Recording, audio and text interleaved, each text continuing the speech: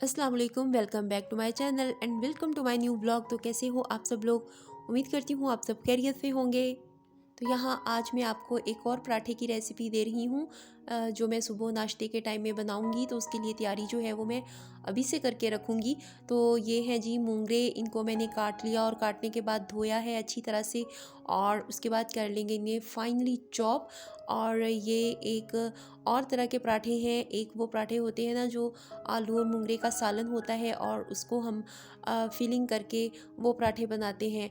तो ये जो है ना, ये कच्चे जो मोंगरे हैं ना, इनके पराठे हम बनाएंगे।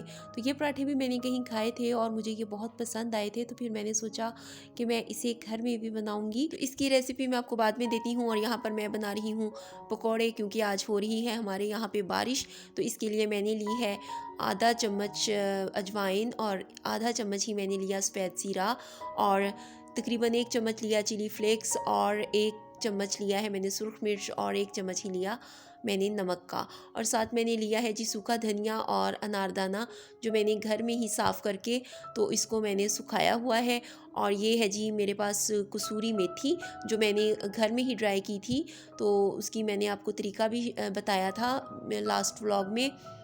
तो यहाँ पर ये जी आलू हैं, और आलूओं को मैंने इस तरीके से काट लिया, और साथ में सब्ज़ मिर्च है और प्याज। और इसके बाद यहाँ पर है जी मेरे पास पालक और सब्ज़ धनिया। तो इनको मैंने अच्छी तरह से धो लिया। अब इन चीज़ों को करेंगे हम मिक्स अच्छी तरह से, और सारे स्पाइसेस जो हैं वो हम इसमें ऐड कर लेंगे। तो ये सूखी मेथी जो है ना, ये बहुत ही ज़बरदस्त तैयार हुई है, और इसका कलर भी आप देख लेंगे कितना फ्रेश है। तो ये जो चिली फ्लेक्स है ना, ये भी मैंने घर में ही बनाए हैं। तो अब बाकी के भी मैं इसमें स्पाइसी चीज़ें वगैरह ऐड कर दूँगी। तो इनको फिर करेंगे हम अच्छी तरह से मिक्स। तो इन सब मसालों को मैंने अच्छी तरह से कर लिया है मिक्स, और थोड़ा-सा मैंने इसमें से सारा जो मसाला था ना, इसमें से थोड़ा-सा साइड पे रखा है। तो वो मैं आपको बाद में बताऊँगी कि उसका मैंने क्या करना है। तो मैं अब इसमें ऐड करूँगी बेसन। तो बेसन जो है वो थोड़ा-थोड़ा करके ऐड करें, और पानी जो है वो आपने अभी नहीं डालना, क्योंकि अभी सब्जियाँ खुद ही बहुत पानी छोड़ चुकी हैं। तो अभी पहले हमें उस पानी को ड्राई करना है, और फिर हम थोड़ा-थोड़ा पानी अगर हमें ज़रूरत होगी तो हम लगाएँगे। तो बस इस तरह से मैं जो आलू और प्याज और ये चीज़ें हैं ना, ये ज़्यादा डालती हूँ, और बेसन थोड़ा कम डालती हूँ। तो इस तरह से पकौड़े जो है ना वो बहुत ही अच्छे बनते हैं। तो बेसन कम ही ऐड करना चाहिए, बेसन ज़्यादा ऐड नहीं करना चाहिए। तो ये देखें जी, मैंने मसाला जो है वो बना लिया है बेसन का, और अब इसी में रखूँगी थोड़ी देर के लिए साइड पर। और ये जो थोड़ा सा मसाला मैंने निकाला था, तो अब इसका मैं आपको बताती हूँ कि मैंने क्या करना है।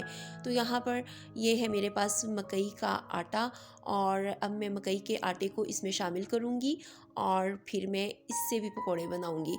तो ये जी मुझे आज एक कुलीग ने बताया कि वो अपनी किसी कज़न के घर गई थी, जो उनके घर के पास ही था।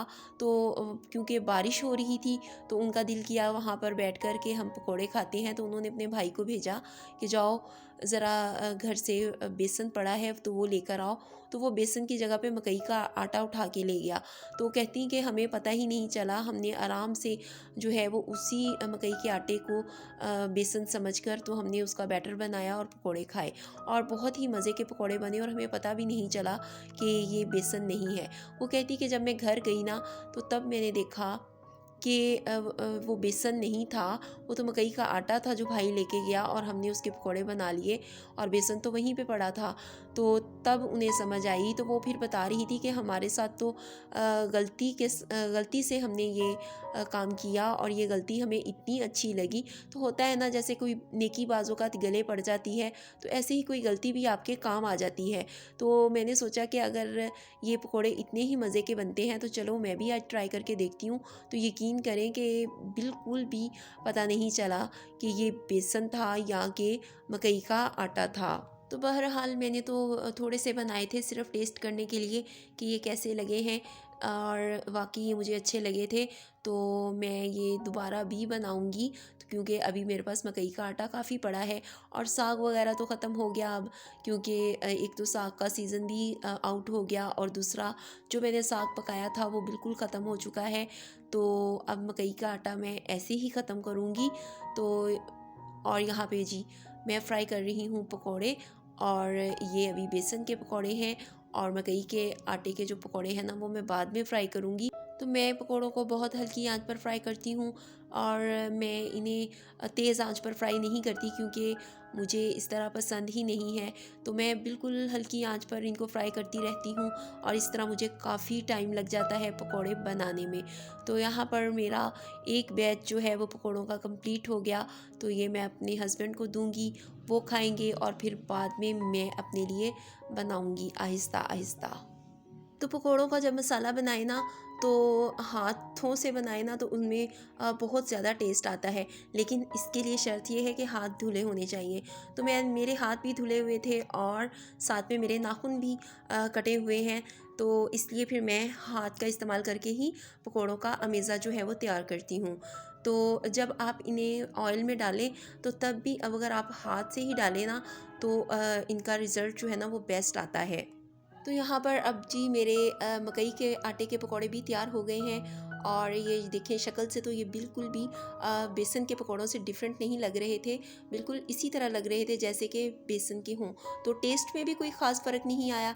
तो या तो फिर ये है कि हमें दुकानदार भी मकई का आटा ही देते हैं बेसन की जगह पे, और या फिर ये है कि बेसन में और मकई के आटे में कोई फ़र्क नहीं होता। तो बहरहाल जी रोज़े शुरू होने वाले हैं माशाल्लाह से, अब तो सिर्फ 2 दिन रह गए हैं और इसके साथ साथ मैं आजकल रमज़ान के हवाले से फ़ाइनल तैयारियां जो हैं वो भी कर रही हूँ।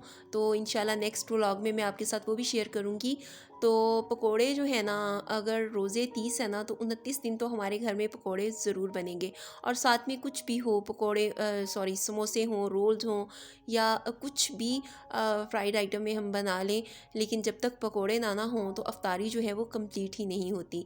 तो यहाँ पर अब हो गया है रात का टाइम और रात को मैं कपड़े मैंने धोए थे स्कूल से आकर और उनको अब मैं ऊपर से उतारने के लिए जा रही हूँ।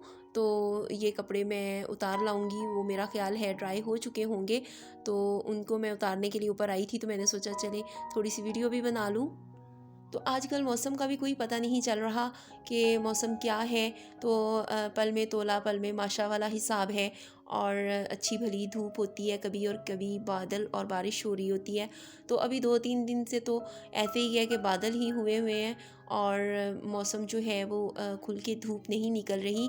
तो कपड़े बहरहाल मेरे सूख ही गए थे क्योंकि मैंने काफ़ी लेट ही कपड़े धोए थे, लेकिन वो ड्राई हो गए क्योंकि हवा काफ़ी तेज़ चल रही थी ऊपर।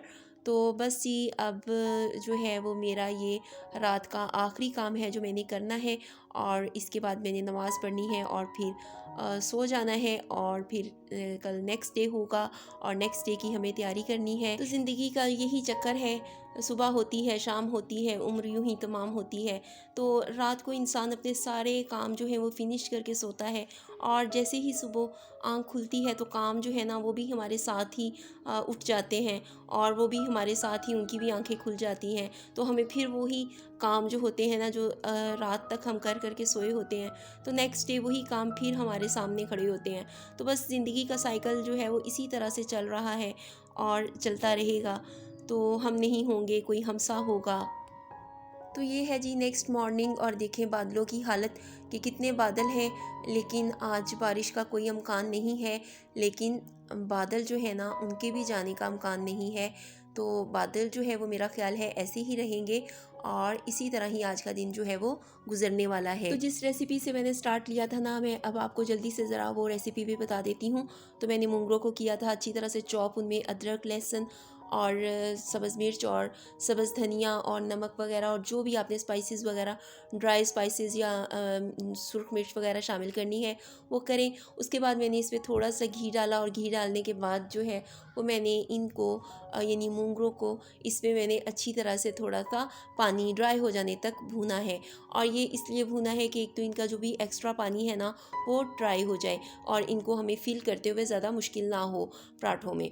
तो यहाँ पर मेरा सालन तैयार हो रहा है आलू और मटर का, और ये मेरा फेवरेट सालन है और आज मैंने कुछ ज़्यादा ही बना लिया है क्योंकि इसके साथ में कल इंशाल्लाह चावल बॉयल करूँगी। इसके साथ ही मैं लेती हूँ आपसे इजाज़त। अल्लाह हाफिज़, बाय।